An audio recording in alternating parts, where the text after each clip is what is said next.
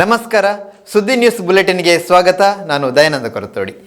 ಸ್ವಾತಂತ್ರ್ಯ ನಂತರ ತುರ್ತು ಪರಿಸ್ಥಿತಿ ಘಟನೆ ಬಿಟ್ಟರೆ ಪೊಲೀಸ್ ಇಲಾಖೆ ಹಿಂದೂ ಕಾರ್ಯಕರ್ತರ ಮನೆಗಳಿಗೆ ನಡುರಾತ್ರಿ ತೆರಳಿ ಅಮಾಯಕರ ಜಿಪಿಎಸ್ ಸಂಗ್ರಹಿಸುತ್ತಿರುವುದು ಇದೇ ಮೊದಲ ಘಟನೆಯಾಗಿದೆ. ಇಂತಹ ಹಿಂದೂ ವಿರೋಧಿ ಮಾನಸಿಕತೆಗೆ ಜಿಲ್ಲೆಯ ರಾಜ್ಯದ ಜನ ತಕ್ಕ ಉತ್ತರ ನೀಡಲಿದ್ದಾರೆ ಎಂದು ಸಂಸದ ಕ್ಯಾಪ್ಟನ್ ಬ್ರಿಜೇಶ್ ಚೌಟ ಸುಳ್ಯದಲ್ಲಿ ನಡೆದ ಪತ್ರಿಕಾಗೋಷ್ಠಿಯಲ್ಲಿ ತಿಳಿಸಿದ್ದಾರೆ. ಸುಳ್ಯ ಪ್ರೆಸ್ ಕ್ಲಬ್ನಲ್ಲಿ ಪತ್ರಿಕಾಗೋಷ್ಠಿ ನಡೆಸಿ ಮಾತನಾಡಿದ ಸಂಸದರು, ಜಿಲ್ಲೆಯಲ್ಲಿ ಅವ್ಯಾಹತವಾಗಿ ಡ್ರಗ್ಸ್ ಮುಂತಾದ ಅಕ್ರಮ ಚಟುವಟಿಕೆ ನಡೆಯುತ್ತಿದ್ದರೂ ಅದನ್ನು ಹತ್ತಿಕ್ಕುವುದು ಬಿಟ್ಟು ಹಿಂದೂ ಮುಖಂಡರ ಕಾರ್ಯಕರ್ತರ ಮನೆಗಳಿಗೆ ನಿರಂತರವಾಗಿ ತೆರಳಿ ಕಿರುಕುಳ ನೀಡುತ್ತಿರುವಿರಿ. ಇದೇ ಘಟನೆ ಮತ್ತೆ ಮರುಕಳಿಸಿದರೆ ಬಿಜೆಪಿ ಸುಮ್ಮನಿರುವುದಿಲ್ಲ. ಇದರ ವಿರುದ್ಧ ಜನಾಂದೋಲನ ನಡೆಸಲಾಗುವುದು ಎಂದು ಹೇಳಿದರು. ಹಿಂದೂ ಸಂಘಟನೆ ಕಾರ್ಯಕರ್ತ ಕೊಲೆಯಾದರೆ ರೌಡಿ ಶೀಟರ್ ಹಣೆಪಟ್ಟಿ ನೀಡುವ ರಾಜ್ಯ ಸರ್ಕಾರ ಒಂದು ವರ್ಗವನ್ನು ಓಲೈಸುವ ತಂತ್ರ ಅನುಸರಿಸುತ್ತಿದೆ ಎಂದರು. ಇದೇ ವೇಳೆ ಬೆಂಗಳೂರಿನಲ್ಲಿ ನಡೆದ ಚಿನ್ನಸ್ವಾಮಿ ಕ್ರೀಡಾಂಗಣದಲ್ಲಿ ಕಾಲ್ತುಳಿತ ಘಟನೆಯಲ್ಲಿ ಪೊಲೀಸ್ ಅಧಿಕಾರಿಗಳನ್ನು ಅಮಾನತುಗೊಳಿಸಿ ರಾಜ್ಯ ಸರ್ಕಾರ ಹಿಟ್ ಅಂಡ್ ರನ್ ಮಾಡಿದೆ ಎಂದು ಸಂಸದ ಕ್ಯಾಪ್ಟನ್ ಬ್ರಿಜೇಶ್ ಚೌಟ ಪತ್ರಿಕಾಗೋಷ್ಠಿಯಲ್ಲಿ ಆರೋಪಿಸಿದರು. ಈ ಸಂದರ್ಭದಲ್ಲಿ ಪ್ರಮುಖರಾದ ಸಂಜಯ್ ಪ್ರಭು, ಮಂಡಲ ಪ್ರಧಾನ ಕಾರ್ಯದರ್ಶಿ ವಿನಯ್ ಕಂದಡ್ಕ, ನಗರ ಪಂಚಾಯತ್ ಅಧ್ಯಕ್ಷೆ ಶಶಿಕಲಾ ನೀರಬಿದರೆ, ಬಿಜೆಪಿ ಮಂಡಲ ಮಾಜಿ ಅಧ್ಯಕ್ಷ ಹರೀಶ್ ಕಂಜಪಿಳಿ, ನಗರ ಮಹಾಶಕ್ತಿ ಕೇಂದ್ರ ಅಧ್ಯಕ್ಷ ಕುಸುಮಾಧರ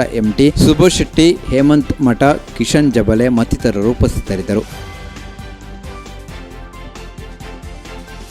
ಜನಸೇವೆ ಮಾಡಲು ಯಾವ ಹೈಕಮಾಂಡ್ ನಿರ್ದೇಶನ ನೀಡಬೇಕೆಂದು ನಾನು ಕಾಯುವುದಿಲ್ಲ. ಈ ಹಿಂದೆಯೂ ಕೆಲಸ ಮಾಡಿದ್ದೆ, ಮುಂದೆಯೂ ಮಾಡುತ್ತೇವೆ. ಯಾರು ಯಾವ ಕೆಲಸವನ್ನು ಮಾಡಬೇಕು ಅವರು ಮಾಡದಿದ್ದಾಗ ನಾವು ಮಾಡಿಯೇ ಮಾಡುತ್ತೇವೆ. ಈಗಾಗಲೇ ಅಧಿಕಾರಿಗಳಿಗೆ ಚುರುಕು ಮುಟ್ಟಿಸುವ ಕೆಲಸ ಮಾಡಿದ್ದು ಅವರು ಕೆಲಸ ಮಾಡದೆ ಸುಮ್ಮನಿದ್ದರೆ ನಾವು ಸುಮ್ಮನಿರುವುದಿಲ್ಲ ಎಂದು ಕಾಂಗ್ರೆಸ್ ಮುಖಂಡ ತಾಲೂಕು ಪಂಚಾಯತ್ ಮಾಜಿ ಅಧ್ಯಕ್ಷ ರಾಧಾಕೃಷ್ಣ ಬೊಳ್ಳೂರು ಹೇಳಿದ್ದಾರೆ. ಸುಳ್ಯ ಪ್ರೆಸ್ ಕ್ಲಬ್ನಲ್ಲಿ ಪತ್ರಿಕಾಗೋಷ್ಠಿ ನಡೆಸಿದ ರಾಧಾಕೃಷ್ಣ ಬೊಳ್ಳೂರು ಅವರು ಈಗಾಗಲೇ ತಾಲೂಕಿನ ಹಲವು ಇಲಾಖೆಯ ಅಧಿಕಾರಿಗಳನ್ನು ಭೇಟಿ ಮಾಡಿ ಜನರಿಗೆ ಆಗಬೇಕಾದ ಸೇವೆಗಳ ಕುರಿತು ಸಲಹೆಯನ್ನು ನೀಡಿದ್ದೇವೆ. ನಾವು ಹೋದಾಗ ಎಲ್ಲರೂ ನಮಗೆ ಸ್ಪಂದನೆ ನೀಡಿದ್ದಾರೆ. ಹಾಗಂದ ಮಾತ್ರಕ್ಕೆ ಎಲ್ಲ ಸಮಸ್ಯೆಗಳು ಮುಗಿಯುತ್ತದೆ ಎಂದು ನಾವು ಹೇಳುವುದಿಲ್ಲ. ಗಡುವು ನೀಡಿದ್ದೇವೆ, ನಾವು ಫಾಲೋ ಅಪ್ ಮಾಡುತ್ತೇವೆ. ಅಧಿಕಾರಿಗಳು ಕೆಲಸ ಮಾಡುವುದಿಲ್ಲವಾದರೆ ನಾವು ಸುಮ್ಮನಿರುವುದಿಲ್ಲ. ಮೇಲಾಧಿಕಾರಿಗಳಿಗೆ ಸರ್ಕಾರಕ್ಕೆ ತಿಳಿಸುವ ಕೆಲಸ ನಮ್ಮಿಂದ ಆಗುತ್ತದೆ ಎಂದು ಹೇಳಿದರು. ಪತ್ರಿಕಾಗೋಷ್ಠಿಯಲ್ಲಿ ಕಾಂಗ್ರೆಸ್ ಪದಾಧಿಕಾರಿಗಳಾದ ಭುವನೇಶಂಕರ ಕಲ್ಮಡ್ಕ, ಸತ್ಯಕುಮಾರ್ ಆಡಿಂಜ, ದಿನೇಶ್ ಸರಸ್ವತಿ ಮಹಲ್, ಬಾಲಸುಬ್ರಹ್ಮಣ್ಯ ಮೊಂಟಡ್ಕ, ಕರುಣಾಕರ ಪಲ್ಲತಡ್ಕ, ಗೋಕುಲ್ದಾಸ್ ಕೆ, ಶಶಿಧರ ಎಂಜೆ, ಯುವ ಕಾಂಗ್ರೆಸ್ ಅಧ್ಯಕ್ಷರು ಉಪಸ್ಥಿತರಿದ್ದರು. ಎಂಬಿ ಫೌಂಡೇಶನ್ ಸಾಂದೀಪ್ ವಿಶೇಷ ಮಕ್ಕಳ ಶಾಲೆ ಪ್ರಾರಂಭೋತ್ಸವ ಕಾರ್ಯಕ್ರಮ ಸಾಂದೀಪ್ ವಿಶೇಷ ಮಕ್ಕಳ ಶಾಲಾ ಆವರಣದಲ್ಲಿ ನಡೆಯಿತು. ವಿಶೇಷ ಮಕ್ಕಳನ್ನು ಶಾಲೆಯ ಗೇಟ್ ಬಳಿಯಿಂದ ಶಿಕ್ಷಕರು, ಪೋಷಕರು ಮತ್ತು ಸುಳ್ಯ ಲಯನ್ಸ್ ಕ್ಲಬ್ ಸದಸ್ಯರು ಸ್ವಾಗತಿಸಿ ಡೋಲು, ಚೆಂಡೆ ವಾದ್ಯಗಳೊಂದಿಗೆ ಮೆರವಣಿಗೆ ಮೂಲಕ ಮಕ್ಕಳನ್ನು ಅದ್ದೂರಿಯಾಗಿ ಬರಮಾಡಿಕೊಂಡರು. ಕಾರ್ಯಕ್ರಮವನ್ನು ಹಿರಿಯರು, ಮಹಿಳಾ ಸಮಾಜದ ಸ್ಥಾಪಕರಾದ ಶ್ರೀಮತಿ ನೇತ್ರಾವತಿ ಪಟ್ಟಂಬೈಲು ಉದ್ಘಾಟಿಸಿದರು. ಕಾರ್ಯಕ್ರಮದ ಅಧ್ಯಕ್ಷತೆಯನ್ನು ಎಂಬಿ ಫೌಂಡೇಶನ್ ಕೋಶಾಧಿಕಾರಿ ಪುಷ್ಪರಾಧಕೃಷ್ಣ ವಹಿಸಿ ವಿದ್ಯಾರ್ಥಿಗಳಿಗೆ ಶುಭ ಹಾರೈಕೆ ಮಾಡಿದರು. ಎಂಬಿ ಫೌಂಡೇಶನ್ನ ಗೌರವ ಸಲಹೆಗಾರರು ಹಿರಿಯ ನೇತ್ರಾವತಿ ಪಂಡಬೈಲು ದೀಪ ಬೆಳಗಿಸಿ ಉದ್ಘಾಟಿಸಿ ಶುಭ ಕೋರಿದರು. ಲಯನ್ಸ್ ಕ್ಲಬ್ ಸುಳ್ಯ ಇದರ ವತಿಯಿಂದ ಎಸ್ಎಸ್ಎಲ್ಸಿ ಪರೀಕ್ಷೆಯಲ್ಲಿ ಉತ್ತೀರ್ಣರಾದ ವಿಶೇಷ ಚೇತನ ವಿದ್ಯಾರ್ಥಿಗಳನ್ನು ಸನ್ಮಾನಿಸಿ ಗೌರವಿಸಲಾಯಿತು. ನ್ಯೂಸ್ ಬುಲೆಟ್ನಲ್ಲಿ ಈಗೊಂದು ಸಣ್ಣ ವಿರಾಮ. ಅತ್ತೆ, ಇದು ನನ್ನ ಬರ್ಡೇ ಗಿಫ್ಟ್. ಇದೆಲ್ಲ ಜೀವನದಲ್ಲಿ ನನಗೋಸ್ಕರ ತಗೊಂಡ್ಬಂದಿದ್ದಾರೆ. ನಿನ್ ಮೇಲೆ ತುಂಬಾ ಚೆನ್ನಾಗಿ ಕಾಣುತ್ತೆ. ಇದು ತುಂಬಾ ಚೆನ್ನಾಗಿದೆ ಅಲ್ವಾ? ತುಂಬಾ ಚೆನ್ನಾಗಿದೆ.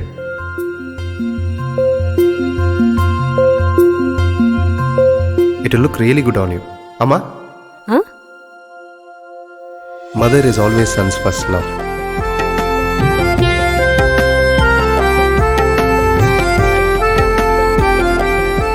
ಪ್ರತಿ ಪೀಳಿಗೆಯ ಪ್ರೀತಿಯ ಮಳಿಗೆ ಜಿಎಲ್ ಆಚಾರ್ಯ ಜ್ಯುವೆಲರ್ಸ್.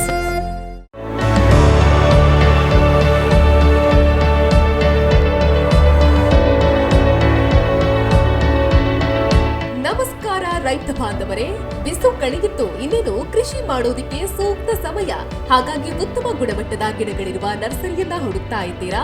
ಹಾಗಾದ್ರೆ ನಮ್ಮ ಸುಳ್ಯದ ಮೊಗರ್ಪಣೆ ಮಸೀದಿ ಮುಂಭಾಗವಿರುವ ಕರ್ನಾಟಕ ಅಗ್ರಿ ಗಾರ್ಡನ್ ನರ್ಸರಿಗೆ ಭೇಟಿ ಕೊಡಿ.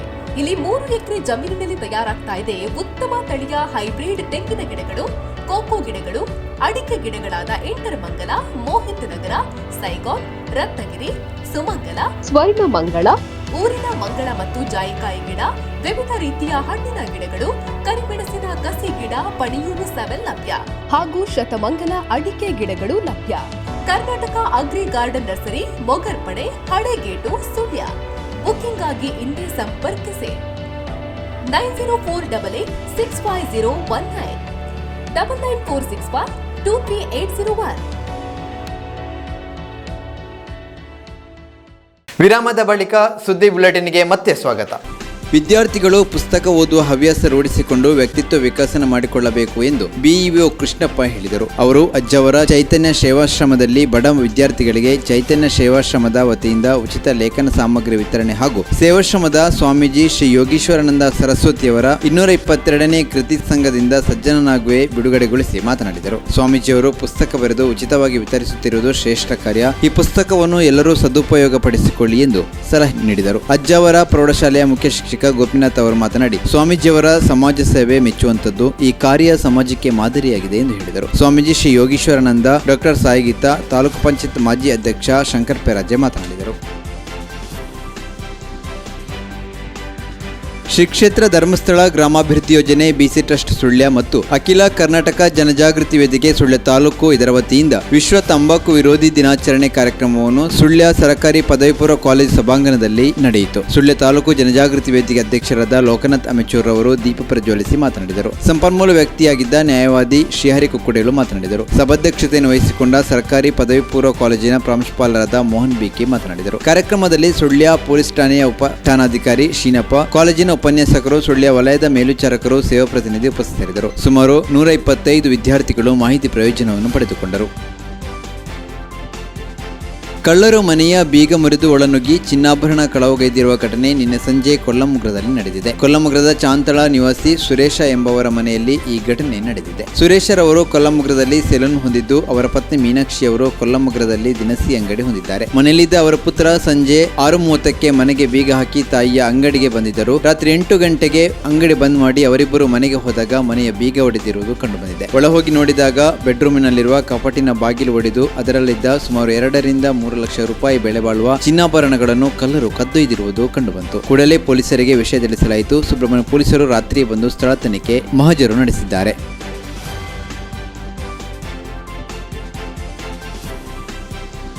ಸಂಪಾಜೆ ಕಲ್ಲಗುಂಡಿಯ ಸವೇರಪುರ ಆಂಗ್ಲ ಮಾಧ್ಯಮ ಪ್ರೌಢಶಾಲಾ ಶಿಕ್ಷಕಿ ಶ್ರೀಮತಿ ಇಂದಿರಾವತಿ ಸನ್ನಮನೆಯವರು ಇಂದು ಬೆಳಿಗ್ಗೆ ನಿಧನರಾದರು. ಅವರಿಗೆ 56 ವರ್ಷ ವಯಸ್ಸಾಗಿತ್ತು. ಸೋಡಿಯಂ ಕೊರತೆಯಿಂದ ಆರೋಗ್ಯದಲ್ಲಿ ಏರುಪೇರು ಉಂಟಾದ ಅವರನ್ನು ನಿನ್ನೆ ಸುಳ್ಯದ ಖಾಸಗಿ ಆಸ್ಪತ್ರೆಗೆ ದಾಖಲಿಸಲಾಗಿತ್ತು. ಅಲ್ಲಿ ಚಿಕಿತ್ಸೆ ಪಡೆದು ಚೇತರಿಸಿಕೊಂಡಿದ್ದ ಅವರು ಇಂದು ಬೆಳಿಗ್ಗೆ 8 ಗಂಟೆಯ ವೇಳೆಗೆ ಅಸೌಖ್ಯ ಉಲ್ಬಣಿಸಿ ಕೊನೆಯುಸಿರೆಳೆದರೆಂದು ತಿಳಿದುಬಂದಿದೆ.